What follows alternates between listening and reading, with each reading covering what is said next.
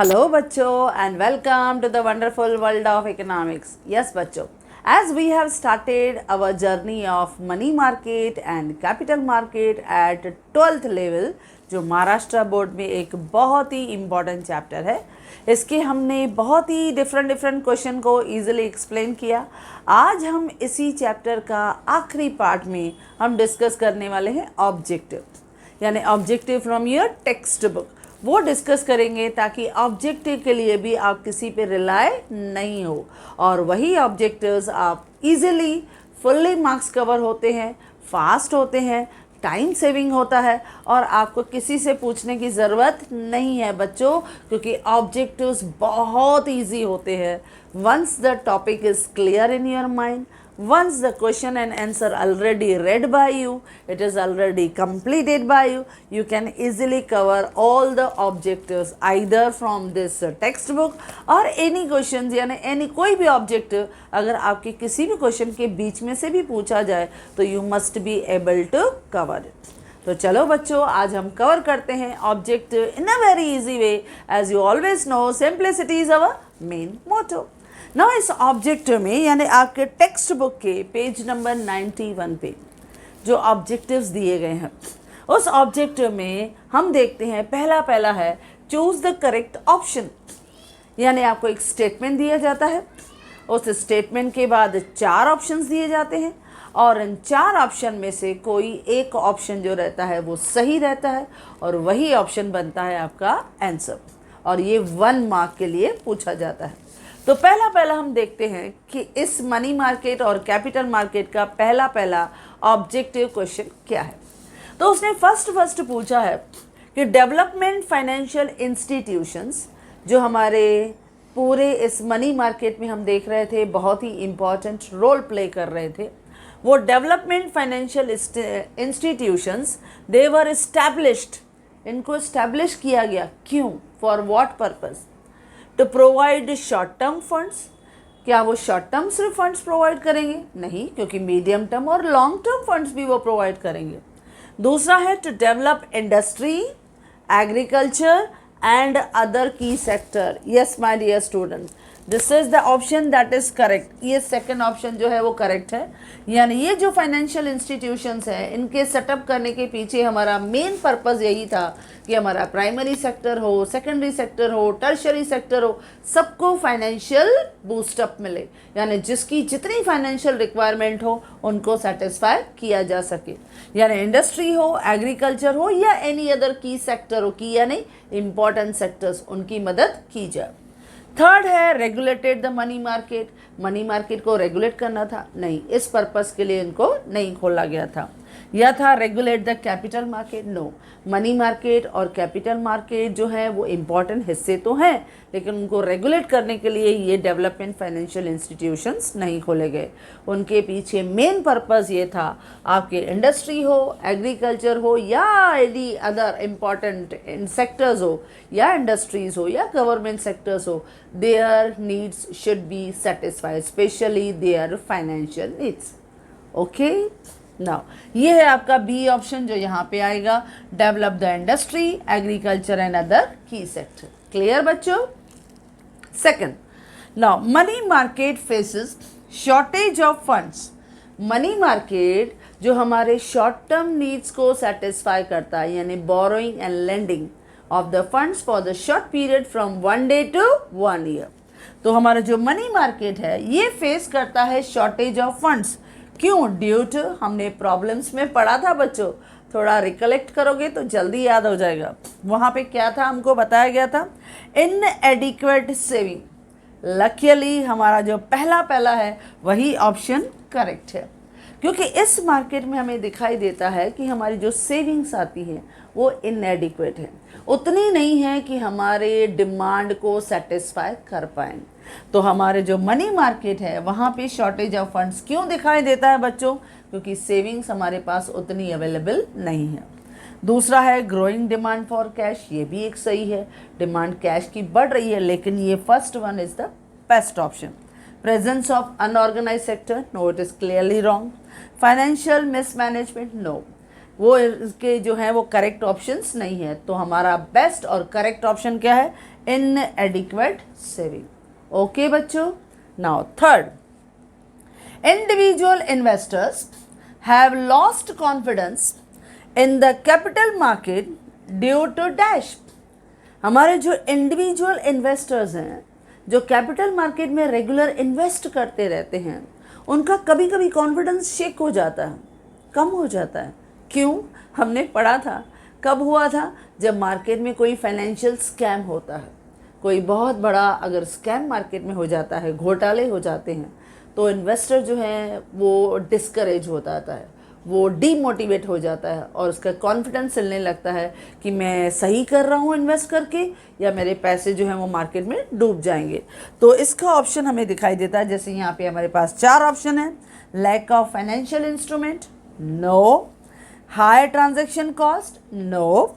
या low return, कि कम return मिलते हैं, इसके लिए कॉन्फिडेंस, नॉट एट ऑल. लेकिन हाँ, फाइनेंशियल स्कैम्स, जब फाइनेंशियल स्कैम्स होते हैं, जैसे मैंने आपको बताया भी था प्रॉब्लम्स में, कैपिटल मार्केट का सबसे बड़ा प्रॉब्लम क्या है? हमारे फाइनेंशियल स्कैम्स. जैसे हर्षद मेहता का स्कैंडल हुआ था, देन केतन पारेख का हुआ था. अभी भी मार्केट में ऐसे होते हैं, जैसे विजय माल्या है, नीरव मोदी है, मेहुल चोकसी है. इनकी जब प्रॉब्लम्स क्रिएट होते हैं तो बहुत से लोगों का कॉन्फिडेंस जो है वो थोड़ा शेक होने लगता है. उनको लगता है कि हमारे जो इन्वेस्टमेंट है, जो हमारे खून पसीने की कमाई है, वो ऐसे ही वेस्ट नहीं होनी चाहिए. तो फाइनेंशियल स्कैम्स की वजह से individual investors they will lost their confidence. समझ में आया बच्चों? इजी है ना? Great success. नाउ फोर्थ है, commercial banks act as intermediaries in the financial system. यानी हमारे जो कमर्शियल बैंक्स हैं वो एक इंटरमीडिएटरीज की तरह, यानी एक कनेक्टिंग लिंक की तरह काम करती हैं system to dash to make profits. क्या वो प्रॉफिट कमाने के लिए है? Yes, we know that commercial banks जो है वो प्रॉफिट कमाने के लिए ही रहती हैं. नाउ अभी हमारे इस जो ऑब्जेक्टिव्स हैं हम डिस्कस करते हैं. स्पेशली इस पर्टिकुलर ऑब्जेक्टिव का आंसर आप देखोगे रिलायबल में अलग दिया गया है, 21 सेट में अलग दिया गया है. जैसे कहीं पर हम देखते हैं मेक प्रॉफिट जो है वो करेक्ट दिया गया कि कमर्शियल बैंक्स है तो they are always acting to earn the more profit, but it is not the correct. हाँ, ये एक सही आंसर हो सकता है, लेकिन इससे बेटर यानी बेस्ट हमारे पास है. सेकेंड हमें दिया है to accelerate the country's economic growth. क्या वो इकोनॉमिक ग्रोथ के लिए है? No. To mobilise the savings and allocating them to various sectors of the economy. Yes, ये बेस्ट ऑप्शन है, ये बेस्ट ऑप्शन है. क्योंकि कमर्शियल बैंक्स में आपने देखा था बच्चों, उनके फंक्शंस में हमने देखा था उनके 4 मेन फंक्शन थे. एक्सेप्टिंग द डिपॉजिट, वो एक्सेप्ट कर रहे हैं डिपॉजिट थ्रू डिमांड ड्राफ्ट, यानी डिमांड डिपॉजिट. डिमांड डिपॉजिट में कौन सा था? आपका सेविंग डिपॉजिट और करंट अकाउंट. इसके थ्रू आप अपने पब्लिक से पैसे कलेक्ट करते हैं. और फिर दूसरा था टाइम डिपॉजिट, जिसमें फिक्स डिपॉजिट और रिकरिंग डिपॉजिट. और उन्हीं पैसों को फिर हम लोग ग्रांट और लोन्स में हम लोग दूसरों को दे देते हैं, जैसे ओवरड्राफ्ट फैसिलिटी, डिस्काउंटिंग बिल्स हैं, कैश क्रेडिट हैं, शॉर्ट टर्म लोन्स हैं, मीडियम टर्म लोन्स हैं, लॉन्ग टर्म्स लोन हैं. लेकिन इस कमर्शियल बैंक्स का मेन पर्पस क्या था? हमारे जो मिडिल क्लास है, हमारे जो सैलरीड पीपल है, हमारे जो इंडिविजुअल पीपल है, इनमें सेविंग की हैबिट्स इम्प्रूव करना, प्रमोट करना. छोटी छोटी सेविंग्स को वो कलेक्ट करते हैं, फिर जैसे एक लमसम अमाउंट हो जाता है they will try to shift in mutual funds में, एफडीज में, वो हमेशा डाइवर्ट कर देते हैं. तो मेन इसका मेन कमर्शियल बैंक का जो मेन काम है वो है टू मोबिलाइज द सेविंग को मोबिलाइज करना, मूव करना, एंड एलोकेटिंग देम यानी उन्हें investing them into the various important sectors. तो ये है हमारा बेस्ट ऑप्शन. क्लियर बच्चों? ये हैं 4 चूज द करेक्ट ऑप्शन जो हमें पेज नंबर 91 पे दिए गए हैं. देन क्वेश्चन नंबर 2 यहाँ पे दिया गया है, कंप्लीट द कोरिलेशन. अब जब हम कोरिलेशन की बात करते हैं तो ये तो और भी इजी हो जाता है. अब कोरिलेशन में क्या है? हमें रिलेशन दिया जाता है बिटवीन 2 टर्म्स, यानी उस 2 टर्म्स में हमें रिलेशन जो है वो कंपेयर करके बताना है कि जो मिसिंग फैक्टर है, मिसिंग ब्लैंक है, उधर क्या आएगा. तो चलो पहला रिलेशंस देखते हैं बच्चों. जैसे पहला दिया गया है मनी मार्केट. अब मनी मार्केट में हम क्या देखते हैं, शॉर्ट टर्म फंड्स है फ्रॉम 1 डे टू 1 ईयर। तो कौन सा मार्केट है जिसमें लॉन्ग टर्म फंड्स है? You are absolutely right my dear students, वो है हमारा कैपिटल मार्केट। क्योंकि कैपिटल मार्केट जो रहता है उसमें हमेशा मीडियम टर्म और लॉन्ग टर्म लोन्स जो है वो प्रोवाइडेड होते हैं। तो इसके लिए लॉन्ग टर्म फंड्स कौन प्रोवाइड करता है बच्चों? Capital market. देखो एक मार्क इजीली अर्न हो गई ना। जब हम बोलते हैं शॉर्ट टर्म फंड्स तो किधर दिखाई देता है? Money market. Long term funds किधर दिखाई देता है? Capital market. Very easy. Second, dash central bank. Central bank, फिर उन्होंने ब्लैंक दिया है, लेकिन आप पहले दूसरा पेयर देखो। उन्होंने बोला है कमर्शियल बैंक। कमर्शियल बैंक का एग्जाम्पल दिया है SBI यानी स्टेट बैंक ऑफ इंडिया। अब वो कोई भी एग्जाम्पल दे सकते हैं, पंजाब नेशनल बैंक दें, बैंक ऑफ बड़ौदा दें, सिंडिकेट बैंक दें, कोई भी बैंक, बैंक ऑफ इंडिया है, बैंक ऑफ महाराष्ट्र है। अगर ऐसी कोई भी बैंक है तो वो सब क्या है? Commercial bank. तो सेंट्रल बैंक को हम क्या कहते हैं बच्चों? उसे हम कहते हैं RBI यानी Reserve Bank of India. Full form में लिखो, शॉर्ट फॉर्म में लिखो, choice is your, 1 marks is your, सब आपके। देखो कितना आसान है, कितना टाइम इजीली हमें 1 मार्क मिल गया। तो क्यों हम इतने इजी पॉइंट्स के लिए हम किसी और से पूछें? तो इसके लिए हमेशा ऑब्जेक्टिव्स पे you should be self dependent, अपने ही नॉलेज पे ट्रस्ट करो। तो RBI क्या बन जाता है हमारा? सेंट्रल बैंक, और SBI क्या है? Commercial bank. थर्ड है कोऑपरेटिव सेक्टर, ये आता है ऑर्गेनाइज सेक्टर में। तो इंडिजीनियस बैंक यानी IBs किधर आता है बच्चों? आपने बराबर सोचा, क्योंकि अगर कोऑपरेटिव सेक्टर ऑर्गेनाइज सेक्टर का हिस्सा है तो इंडिजीनियस बैंक किसका हिस्सा है? अनऑर्गेनाइज्ड सेक्टर का हिस्सा। वो अनऑर्गेनाइज सेक्टर का हिस्सा है। यानी हमने देखा था हमारा जो मनी मार्केट था वो ड्यूअल सिस्टम में डिवाइडेड था, जिसे हमने डाइकोटॉमी कहा था। याद आया? हमने स्ट्रक्चर ऑफ मनी मार्केट पढ़ा था। थोड़ा रिफ्लेक्ट, हमने पूरा फ्लैशबैक में जा रहे हैं। हमने देखा मनी मार्केट 2 पार्ट्स में डिवाइडेड है। एक तरफ ऑर्गेनाइज मनी मार्केट जिसमें कमर्शियल बैंक है, जिसमें RBI है, जिसमें कोऑपरेटिव बैंक्स हैं, ओके, वो काम कर रहे हैं, डिस्काउंट फाइनेंस हाउसेस हैं। और दूसरी तरफ अनऑर्गेनाइज्ड बैंक्स हैं जिसमें इंडिजीनियस बैंक्स हैं, निधीज हैं, चिट फंड हैं, आपके फाइनेंशियल ब्रोकर्स उसमें आ जाते हैं। तो ये सब उसका हिस्सा बनते हैं। तो IBs यानी इंडिजीनियस बैंक या मनी लेंडर्स, ये सब अनऑर्गेनाइज मार्केट में आ जाते हैं। बराबर बच्चों? अच्छा, fourth one, primary market dash दिया है, और सेकेंडरी मार्केट में क्या है? Old issue. याद है हमने जब स्ट्रक्चर ऑफ कैपिटल मार्केट देखा था तो वो कैपिटल मार्केट का स्ट्रक्चर 4 पार्ट्स में डिवाइडेड था। कैपिटल मार्केट में पहला पिलर आ रहा था गवर्नमेंट की सिक्योरिटीज़। दूसरा हमने देखा था पूरे कारपोरेट मार्केट की सिक्योरिटीज़ जो 2 पार्ट्स में डिवाइडेड थी। First one is primary market. Primary market में जहाँ पे जितने भी सिक्योरिटीज़ हैं उनका बाय एंड सेल किया जाता है, but they are fresh issue, they are issued in the market for first time, पहली बार। तो जब हम बोलते हैं प्राइमरी मार्केट तो यहाँ पे हम क्या लिखेंगे? न्यू इशू, वो न्यू इशू है। लेकिन जब हम देखते हैं सेकेंडरी मार्केट तो वहाँ पे तो ट्रेडिंग होता है, जो ऑलरेडी इशूड शेयर्स हैं इन द मार्केट, यानी कंपनी ने जो ऑलरेडी इशू करके रखा है शेयर, उनकी जब हम ट्रेडिंग यानी बाइंग एंड सेलिंग करते हैं तो उसे हम सेकेंडरी मार्केट कहते हैं। लेकिन जब फ्रेश इशू होता है, न्यू इशू होता है, तो उसे हम क्या कहते हैं बच्चों? Primary market. तो आपका क्वेश्चन नंबर 2 भी कंप्लीटेड। देखो कितना आसान काम है, आपने चारों को रिलेशन जो था वो इजीली बता दिया और आपको इजीली समझ में भी आ गया। और बोर्ड में जब आएगा तो आए कंप्लीटली ट्रस्ट ऑन यू, मतलब मुझे पूरा कॉन्फिडेंस है कि आप इजीली सब ऑब्जेक्टिव्स इजीली लिख पाओगे।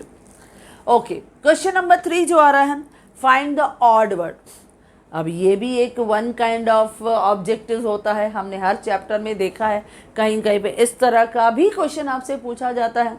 यानी आपसे उस पूरे टर्म्स में, यानी 4-5 टर्म्स जिसमें एक सिमिलरिटी, एक पैटर्न, एक रिलेशन होगा, उसमें एक वर्ड ऑड होगा जो आपको फाइंड करके निकालना है।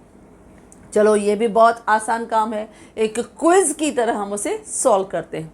जैसे फाइंड द ऑड वर्ड में पहला दिया है टाइप्स ऑफ बैंक्स अकाउंट। अब आपको मालूम है बैंक अकाउंट 4 टाइप के होते हैं, एक रिकरिंग अकाउंट, एक सेविंग अकाउंट, ये टाइम डिपॉजिट हमारे डिमांड डिपॉजिट हैं, और दूसरी तरफ आते हैं हमारे फिक्स डिपॉजिट और रिकरिंग, ये हमारे टाइम डिपॉजिट हैं। तो चारों आपके डिपॉजिट के अकाउंट हमें पता है, तो चलो इजीली हम सॉल्व कर लेते हैं। अब सेविंग अकाउंट राइट है। डीमेट अकाउंट, डीमेट अकाउंट तो हमने देखा था ये रिफॉर्म है। कैपिटल मार्केट जो है इसमें हमेशा जो भी पर्सन इसमें बाइंग एंड सेलिंग करता है उस पर्सन को कंपल्सरी डीमटेरियलाइजेशन अकाउंट, जिसे हम शॉर्ट फॉर्म में कहते हैं डीमेट अकाउंट, उसे ओपन करना पड़ता है। तो ये जो डीमेट अकाउंट है ये टाइप्स ऑफ बैंक अकाउंट में नहीं आता है बच्चों, तो ये हो गया ऑड मैन। और नेक्स्ट है रिकरिंग अकाउंट और करंट अकाउंट, ये करेक्ट है। तो इन चारों में से हमारा ऑड कौन है? Demat account. बस हो गया हमारा आंसर, 1 मार्क आपकी। Okay, great success. Next, unregulated financial intermediaries. अब हमने देखा था हमारा जो मनी मार्केट था वो ऑर्गेनाइज भी था और अनऑर्गेनाइज भी था। जो अनऑर्गेनाइज मार्केट था उसमें इंडिजीनियस बैंकर्स हों, मनी लेंडर्स हों, और हमारे जो नॉन बैंकिंग फाइनेंशियल कॉरपोरेशंस हैं, कंपनीज़ हैं, जिसमें निधीज हो, चिट फंड्स हो, ब्रोकर्स हो, ये सब दिखाई देते हैं। तो चलो ये देखते हैं। अब इसमें दिखाई दिया है पहला म्यूचुअल फंड। नहीं, म्यूचुअल फंड कभी भी हमें यहाँ दिखाई नहीं देता है। म्यूचुअल फंड जो है वो ऑर्गेनाइज्ड मार्केट की तरफ दिखता है, ये इसका हिस्सा नहीं है। निधीज, यस, अनरेगुलेटेड फाइनेंशियल इंटरमीडिएटरीज है। इसमें जो मेंबर्स हैं वो स्पेसिफिक सम जो है वो भरते हैं और उसके बाद पीरियडिक सब्सक्रिप्शन वो भरते हैं, और जिस भी बेनिफिशियरी का नाम बाय ड्राइंग अ चिट और लॉट वो निकाल देते हैं, जिनका नाम आया उनको वो प्रोवाइड करते हैं। यहाँ चिट फंड भी हम देखते हैं। चिट फंड में भी क्या होता है, मेंबर एक रेगुलर कंट्रीब्यूशन भरता है फंड में, और फिर उनका बाय ड्रॉ या चिट जो है बेनिफिशियरी का नाम जो है वो निकाला जाता है। देन है loan companies. You know that loan companies जो है वो भी इस तरह से अनरेगुलेटेड मार्केट में, हमें अनऑर्गेनाइज मार्केट में दिखाई देते हैं। तो ये करेक्ट है, Nidhi, chit fund, loan companies, they are the part of unregulated financial intermediaries. लेकिन म्यूचुअल फंड कंपनीज नो। तो इसके लिए ऑड वर्ड क्या हो गया बच्चों? Mutual fund. Then third one, financial assets. अब जब हम बोलते हैं फाइनेंशियल असेट्स तो हमारे फाइनेंशियल मार्केट में हम देखते हैं बहुत सारी फाइनेंशियल असेट्स, जैसे शेयर्स हो, बॉन्ड्स हो, स्टॉक्स हो, डेरिवेटिव्स हो, या गवर्नमेंट की सिक्योरिटीज़ हो, या फॉरेन करेंसीज हो, इनको बाय एंड सोल्ड किया जाता है। तो चलो देखें कौन सी फाइनेंशियल असेट्स की बात कर रहे हैं। बॉन्ड्स करेक्ट है। लैंड नहीं, बिल्कुल नहीं, ये हमारी फाइनेंशियल असेट्स नहीं है। Government securities, yes. Derivatives, yes. यानी लैंड जो है वो हमारी फाइनेंशियल असेट्स नहीं है। तो देखो क्लियरली दिख रहा है कि वो ऑड वर्ड है ना इजी बच्चों। नेक्स्ट है हमारी क्वांटिटेटिव टूल्स। अब हमने जब सेंट्रल बैंक के फंक्शंस किए थे तो उस समय हमने डिस्कस किया था, अगर आपने नहीं देखा है तो सेंट्रल बैंक के क्रेडिट कंट्रोल के मेथड्स को थोड़ा हम याद करते हैं। हमने देखा था कि क्रेडिट कंट्रोल के 2 मेथड हैं, एक क्वांटिटेटिव मेथड और एक क्वालिटेटिव मेथड। क्वांटिटेटिव मेथड में देखा था बैंक रेट पॉलिसी था। जब बैंक रेट को हाई कर देते हैं तो आपके लिए लोन कॉस्टली हो जाता है। दूसरा ओपन मार्केट ऑपरेशन था। इसमें सेंट्रल बैंक जब अपने सिक्योरिटीज़ को, गवर्नमेंट सिक्योरिटीज़ को, बॉन्ड्स को जब वो सेल करती है तो कमर्शियल बैंक का पूरा पैसा आरबीआई के पास चला जाता है, और कमर्शियल बैंक के पास ज़्यादा क्रेडिट इशू करने की कैपेसिटी नहीं रहती है, रिड्यूस हो जाती है, तो क्रेडिट कंट्रोल हो गया। फिर हमने देखा था उसमें वेरिएबल रिजर्व रेशो, जिसमें कैश रिजर्व रेशो आता है, उसमें अलावा स्टैट्यूटरी लिक्विडिटी रेशो आता है, रेपो आता है, रिवर्स रेपो आता है, और मार्जिनल स्टैंडिंग फैसिलिटी। ये सब टर्म्स हमने सेंट्रल बैंक में बहुत अच्छी तरह से डिस्कस किया है बच्चों। और अगर ये आपको नए लग रहे हैं तो सेंट्रल बैंक के फंक्शंस वो वीडियो आप ज़रूर देख लेंगे बच्चों, क्योंकि वो बहुत इंपॉर्टेंट है। आपको सिर्फ टर्म यूज़ करना है। तो यहाँ पे उसने कहा है क्वांटिटेटिव टूल्स। यानी इस क्वांटिटेटिव हमने कौन से मेथड्स लिए हैं, जैसे बैंक रेट करेक्ट है, ओपन मार्केट ऑपरेशन करेक्ट है, फॉरेन एक्सचेंज रेट नो बच्चों ये रॉन्ग है, फॉरेन एक्सचेंज जो है वो ऑड वर्ड है, ये इस ग्रुप का हिस्सा नहीं है। और वेरिएबल रिजर्व रेशो, जब हम वेरिएबल रिजर्व रेशो देखते हैं यानी हमारा VRR जिसमें CRR आता है कैश रिजर्व रेशो, और स्टैट्यूटरी लिक्विडिटी रेशो, तो वो उसके इम्पॉर्टेंट हिस्से हैं, तो वो बराबर है क्वांटिटेटिव है, लेकिन फॉरेन एक्सचेंज रेट जो है वो इस ग्रुप का हिस्सा नहीं है, तो वो बन गया ऑड। क्लियर बच्चों, तो ये है हमारा ऑड वर्ड जो हमने कंप्लीट किया। अच्छा, अब बढ़ते हैं आगे, that is on page number 92। अब पेज नंबर 92 में आपको दिया गया है असर्शन और रीजनिंग। अब असर्शन और रीजनिंग बहुत बच्चों को लगता है ये कोई डिफ़िकल्ट है, क्योंकि दिखने में ये ऑब्जेक्टिव थोड़े लेंदी टाइप हैं, लेकिन लेंदी है लेकिन बहुत इजी होते हैं। इसमें सिर्फ आप एक हमेशा बात ध्यान में रखो, आप हमेशा सेंटेंस को ध्यान से पढ़ो और अपने आप से पूछो, पहले ये पूछो कि वो ट्रू है कि फॉल्स है। पहले तो ये डिसाइड कर लो कि वो ट्रू है कि फॉल्स है, पहले वो डिसीजन लो। अब देखो, जैसे हमने फर्स्ट जो है असर्शन और रीजनिंग ऑन पेज नंबर 92 में आपको दिया गया है, दैट इज ए, आपको दिया गया है money market economises the use of cash.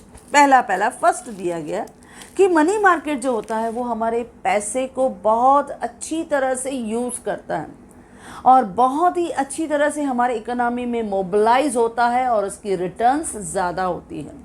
तो ये पहला जो है वो ट्रू है, यानी असर्शन का जो पहला उसने सेंटेंस दिया, money market economises the use of cash, तो ये सही है। पहले तो आप इसको सही, मैंने इसे टिक किया।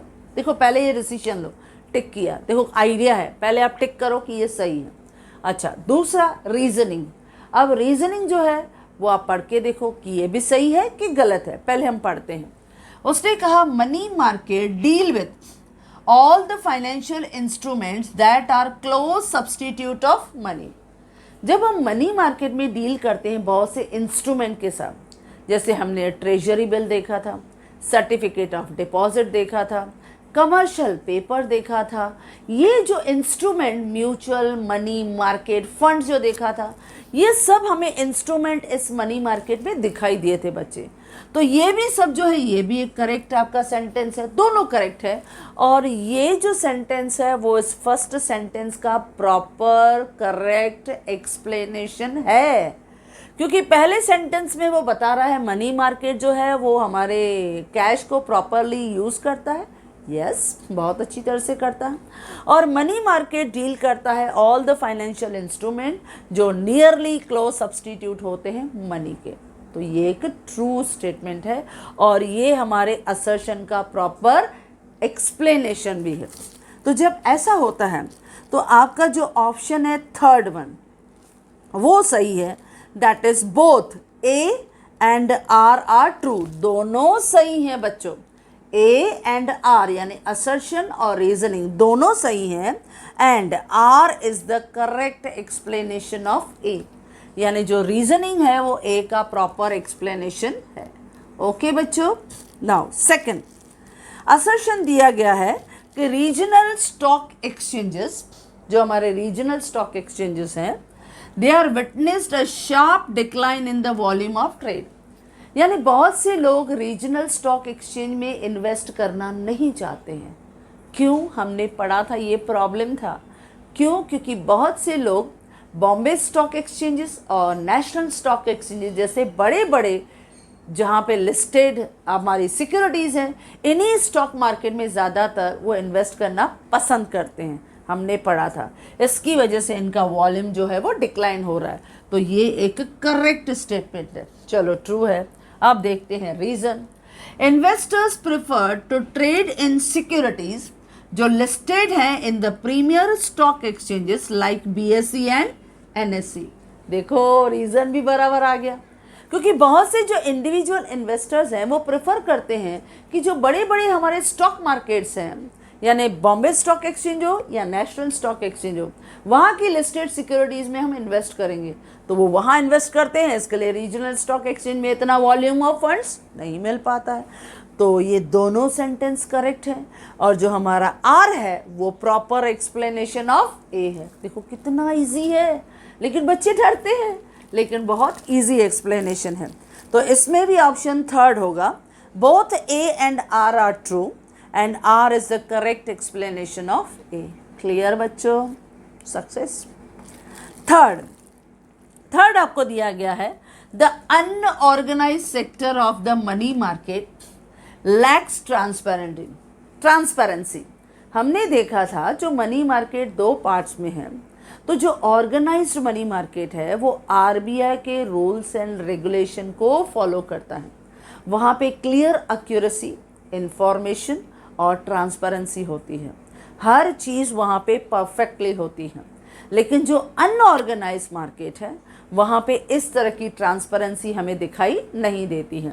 तो unorganised sector of money market lacks transparency, correct, ये करेक्ट सेंटेंस है। Second, activities of unorganised sector, ये जो एक्टिविटीज हैं अनऑर्गेनाइज्ड सेक्टर्स की, दे आर लार्जली कन्फाइंड यानी रिलेटेड टू रूरल एरियाज। नहीं, क्योंकि हम अनऑर्गेनाइज्ड सेक्टर में जैसे इंडिजीनियस बैंक्स हैं, मनी लेंडर्स हैं, निधीज हैं, चिट फंड हैं, रूरल एरिया नहीं, अर्बन एरिया में भी दिखता है, सेमी अर्बन एरिया में भी दिखता है। लेकिन इसने कहा कि अनऑर्गेनाइज की एक्टिविटी ज़्यादातर जो है वो रूरल एरिया में दिखती है, तो ऐसा तो नहीं है। तो ये जो हम सेंटेंस देखते हैं, दैट इज़ इन थर्ड जो देखते हैं, तो ये उसका करेक्ट एक्सप्लेनेशन नहीं है। हाँ, इसमें ज़्यादा जो हम देखते हैं, कुछ हिस्सा जो है वो हमें दिखाई देता है कि generally we will find it कि अर्बन एरियाज़ में भी दिखता है। अब उन्होंने क्या कहा कि ये जो एक्टिविटीज़ हैं अनऑर्गेनाइज सेक्टर की, क्या largely confined to rural areas हैं? तो अब आप बताओ, ये जो है, अब सेंटेंस अगर हम लोग जनरली कहें तो करेक्ट है, लेकिन क्या ये हमारे असर्शन का प्रॉपर एक्सप्लेनेशन है? तो हम कहेंगे नहीं, वो हमारे असर्शन का यानी पहली सेंटेंस का प्रॉपर एक्सप्लेनेशन नहीं। तो देखो हमारे पास चार ऑप्शन है। पहला उसने कहा A true but R is false, यानी असर्शन ट्रू है लेकिन आर जो है वो फॉल्स है। लेकिन हम फॉल्स नहीं, ये राइट ही है, सेंटेंस करेक्ट है कि activities of unorganised sector are largely confined to rural area, majority rural area को ही कवर करता है। तो एक्चुअली ये अगर कुछ एरियाज़ में यानी कहीं कहीं पे ऐसा भी दिया गया है कि नहीं, ये हमारे अर्बन एरियाज़ में भी दिखता है और सेमी अर्बन एरियाज़ में भी दिखता है। तो कहीं कहीं पे हमें ये भी दिखाई दिया है, ये ट्रू है, ये रॉन्ग है।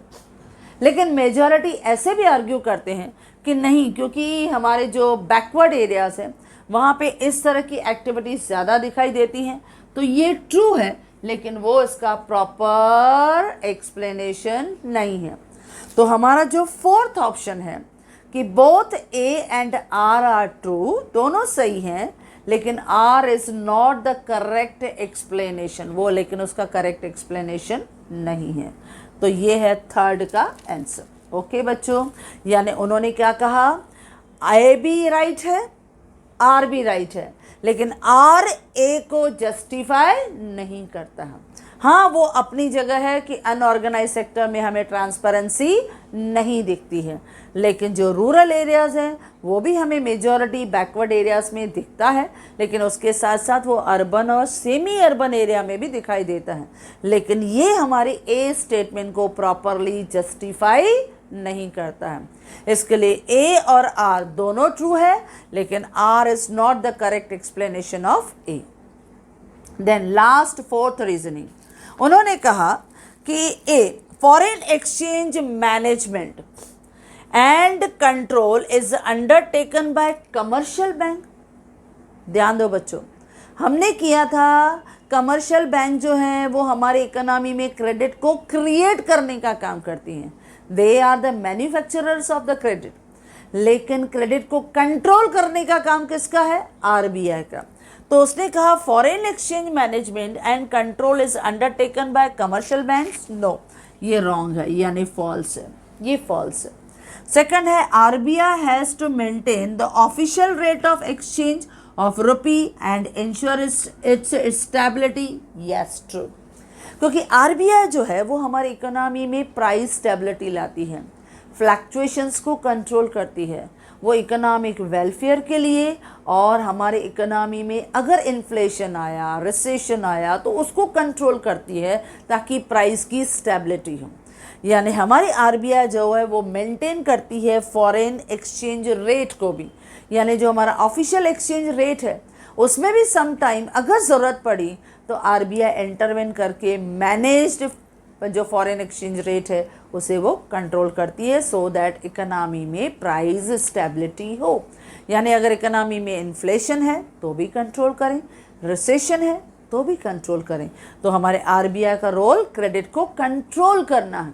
लेकिन उसने फर्स्ट में क्या कहा, foreign exchange management and control the undertaken by the commercial banks. No, commercial banks नहीं करती हैं, वो सेंट्रल बैंक करती हैं। और RBI has to maintain the official rate of exchange of the rupee and ensure the stability. True. तो देखो हमारा ऑप्शन क्लियर है, हमारा जो ए है वो फॉल्स है और जो आर है वो ट्रू है। तो चलो ढूंढते हैं वो कौन सा है, वो है हमारा second option, A is false but R is true. तो हमारे चारों असर्शन जो हैं और रीजनिंग जो है वो हमने कंप्लीट कर लिए, जो काफ़ी इजी थे बच्चों, हमने उनको जस्टिफाई किया। हाँ, आप जनरली देखोगे ऑब्जेक्टिव्स में आप ऑब्जर्व करोगे ना, as I have given the objective videos for all the chapters, यानी 9th chapter is going on, मैंने सभी चैप्टर्स का दिया है।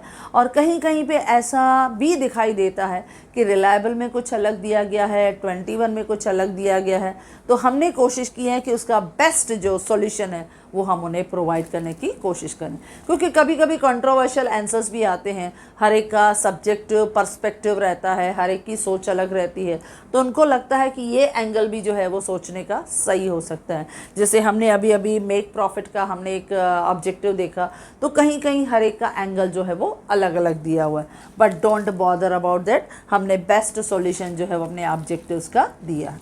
ओके बच्चों, चलो अब ऑब्जेक्टिव का आखिरी हिस्सा यानी इस चैप्टर का आखिरी पड़ाव, और वो है identify and explain the concept from the following given illustration. अब आपको मालूम है ये भी हमारे ऑब्जेक्टिव का हिस्सा होते हैं, लेकिन ये ऑब्जेक्टिव हमारे 2 मार्क के होते हैं। एक छोटा सा केस स्टडीज़ आपको दिया जाता है जिसमें आपको एक एग्जाम्पल के फॉर्म में दिया जाता है, यू रीड इट, आप उसको रीड करो प्रॉपरली और पहचानो कि हम किस टर्म की बात कर रहे हैं, फिर उसके बारे में अब थोड़ा सा एक्सप्लेनेशन हमें दे दो। जैसे पहला फर्स्ट उन्होंने दिया है, Raghu's father regularly invest in his money in the stock and bonds. Raghu's father regularly invest, यानी रघु का फादर रेगुलरली इन्वेस्ट कर रहा है his money in stock and bonds, वो स्टॉक्स में और बॉन्ड्स में रेगुलरली अपने फंड्स को डाइवर्ट कर रहा है और इन्वेस्ट कर रहा है। अब बताओ बच्चों मैं किसकी बात कर रही हूँ, या मैं बात कर रही हूँ फाइनेंशियल मार्केट या स्टॉक एक्सचेंज, आप कोई भी जवाब दो, फाइनेंशियल मार्केट या स्टॉक एक्सचेंज। अब आपने ये बता दिया, 1 मार्क्स इज यूएस। अब इससे रिलेटेड आप पहले बता दो फाइनेंशियल मार्केट क्या होता है बच्चों। Financial market refers to a market where financial assets जैसे स्टॉक, बॉन्ड्स, गवर्नमेंट की सिक्योरिटीज़ या डेरिवेटिव्स या foreign currency, they are bought and sold. और हमारे इकोनॉमी में स्टॉक मार्केट कौन कौन से हैं, for example Bombay stock exchange, national stock exchange. They always try to supply medium and long term loans to the businessman. वो producers के needs को satisfy करते हैं।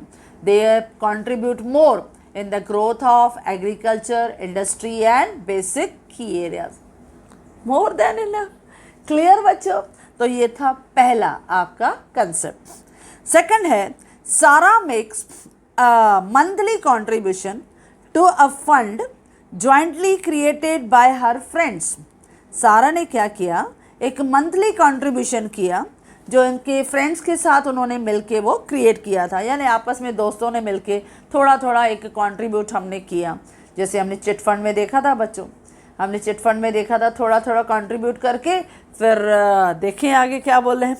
The collected fund is given to a chosen member through lucky draw, यानी हर एक का नाम एक चिट पे लिखा गया, उन चिट्स को फेंका गया, उसमें से एक चिट हमने निकाला, ओपन किया, जिसका नाम आया beneficiary will be given the entire money, उसको पूरा पैसा दिया जाएगा।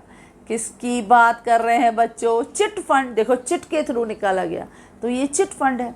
तो हमने पढ़ा था चिट फंड किसका हिस्सा है? Unorganised market. Okay, under chit fund member make the regular contribution to the fund, वो रेगुलर कंट्रीब्यूशन करता है। और उस बेनिफिशियरी का नेम जो है वो कैसे निकाला जाता है? Bye draw. और ड्रॉ भी क्या किया जाता है? Draws are made on the basis of mutually, वो आपस में एग्रीड होते हैं। All the members come together and they mutually take a draw, और जिसका नाम आया beneficiary will be given the full amount of money. तो इसको हम क्या कहते हैं बच्चों? Chit fund. बस चिट फंड के बारे में आप लिखो, आपका कंसेप्ट इज क्लियर। क्लियर बच्चों? Third, Tina deposited a lump sum amount of rupees 50,000 in the bank for the period of 1 year। बहुत इजी है। टीना ने डिपॉजिट किया 50,000 बैंक में for the fixed period of 1 year. क्या हो गया बच्चों? बराबर है, आपने सही सोचा है, फिक्स्ड डिपॉजिट। अब we know that fixed deposit जो है ये क्या है? हमारे टाइम डिपॉजिट का हिस्सा। नाउ टाइम डिपॉजिट में क्या होता है? फंड्स जो रहते हैं it can be deposited in the bank for the fixed period of time. तो फिक्स्ड डिपॉजिट क्या है? It is the lump sum amount deposited by a customer for a fixed period of time या specified period of time. और इस fixed deposit में high rate of interest is given as compare to other types of account. बहुत हो गया बच्चों, आपने लिखा। क्लियर? तो fixed deposit. Last fourth one दिया गया है, ABC bank provide demat facility, safe deposit locker, internet banking facilities to its customer. अब ABC बैंक है, उसने डीमेट फैसिलिटी दिया है, सेफ डिपॉजिट लॉकर का फैसिलिटी दिया है, इंटरनेट बैंकिंग फैसिलिटीज दिया है अपने कस्टमर को। याद करो, ये कमर्शियल बैंक का एक बहुत इंपॉर्टेंट फंक्शन था जो हमने पढ़ा था। याद है बच्चों? हमने देखा था कि कमर्शियल बैंक्स जो हैं उनके फंक्शंस 4 हमने पढ़े थे। पहला था एक्सेप्टिंग डिपॉजिट, जो 4 अकाउंट्स के through, that is current account, saving account, fixed account and recurring account के थ्रू वो डिपॉजिट को एक्सेप्ट करते हैं। दूसरा हमने पिलर देखा था ग्रांटिंग लोन्स एंड एडवांसेस, जिसमें ओवरड्राफ्ट फैसिलिटी है, कैश क्रेडिट फैसिलिटी है, डिस्काउंटिंग बिल्स है एंड लोन्स, जिसमें call loan, short term loan, medium term loan and long term loan जो है वो प्रोवाइडेड होता है। थर्ड फंक्शन बच्चों याद रखना, ancillary functions of commercial bank, ये है इसका आंसर। एंसिलरी फंक्शंस यानी agency functions. These ancillary functions जो है, जो कमर्शियल बैंक प्रोवाइड करती है to each and every customer beside with primary function, क्योंकि प्राइमरी फंक्शन है accepting deposit and granting loan, लेकिन उसके साथ साथ हमारी बैंक जनरल यूटिलिटी सर्विसेज भी हमारे कस्टमर को देती है, क्योंकि कस्टमर की लाइफ बहुत बिजी है, तो उसके लाइफ में ज़्यादा कंफर्ट देने के लिए बैंक्स उन्हें बहुत सारी फैसिलिटीज़ देती है, जैसे transfer of funds, collection of funds, payment of funds on behalf of customer. बहुत सारी पेमेंट्स हम डायरेक्टली पे करते हैं, लाइट का बिल भरा, या हमने सिलेंडर का पैसा भरा, या हमने मेंटेनेंस भर दिया, या हमने रेंट पे कर दिया, या हमने मोबाइल को रिचार्ज कर दिया, ये सब पेमेंट, या होटल से हमने खाना मंगाया उसका बिल पे कर दिया, तो each and everything payment. Receipt भी होता है, सैलरी रिसीव्ड होती है, वेजेस, इंटरेस्ट, डिविडेंड वो रिसीव भी होता है, LIC से पैसा आया, पोस्ट से पैसा आया वो रिसीव भी होता है। मर्चेंट बैंकिंग है, फॉरेन एक्सचेंज प्रोवाइड करता है, सेफ डिपॉजिट लॉकर है, डीमेट फैसिलिटी है, ATM फैसिलिटी है, इंटरनेट बैंकिंग है, मोबाइल बैंकिंग है। वो बैंक एज हमारा trustee, as a guarantor, as a underwriter बन के काम करता है, कितने फंक्शंस करता है। इन सब फंक्शंस को क्या बोलते हैं बच्चों? Ancillary functions. तो जवाब है ancillary functions of commercial bank. तो यहाँ पर हमने अपने सब ऑब्जेक्टिव्स जो हैं वो 9th चैप्टर के कंप्लीट कर दिए। यहाँ पे हमारी इंटायर जर्नी जो है यानी 9th चैप्टर की सक्सेसफुली हमने कंप्लीट की। जैसे आपको आपके एग्ज़ाम में कोई डाउट, कोई कन्फ्यूजन नहीं रहे और आप फुल मार्क्स जो हैं इकोनॉमिक्स में लेके आओ। ओके बच्चों, सो आई होप सो कि this chapter become a very easy chapter for you. So yes बच्चों, if you like this video, you can share with your maximum friends, and if you want my handwritten notes, a link is given in the description box. Thank you.